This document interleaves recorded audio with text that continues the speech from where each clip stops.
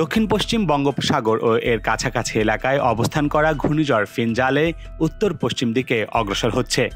এর প্রভাবে দেশের সমুদ্র বন্দরগুলো ২ নম্বর দূরবর্তী হুঁশিয়ারি সংকেত দেখাতে বলেছে আবহাওয়া অফিস।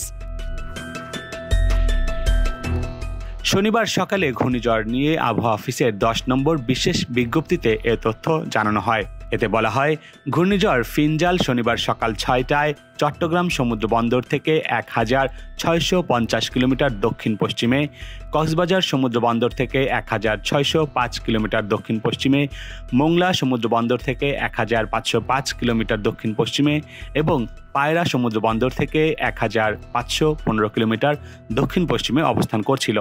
এটি আরও পশ্চিম উত্তর পশ্চিম দিকে অগ্রসর হয়ে দুপুরের দিকে উত্তর তামিলনাড়ু উপকূল অতিক্রম করতে পারে।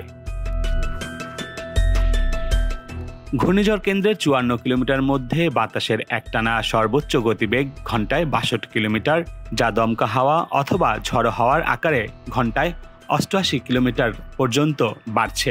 ঘূর্ণিঝড় কেন্দ্রের নিকটবর্তী এলাকায় সাগরে খুবই উত্তাল রয়েছে। এ অবস্থায় দেশের সমুদ্র বন্দরগুলোকে ২ নম্বর দূরবর্তী হুঁশিয়ারি সংকেত দেখিয়ে যেতে বলা হয়েছে। উত্তর বঙ্গোপসাগর ও গভীর সাগরে অবস্থান করা সব মাছ ধরার নৌকা ও ট্রলারকে পরবর্তী নির্দেশ না দেওয়া পর্যন্ত উপকূলের কাছাকাছি থেকে সাবধানে চলাচল করতে বলা হয়েছে।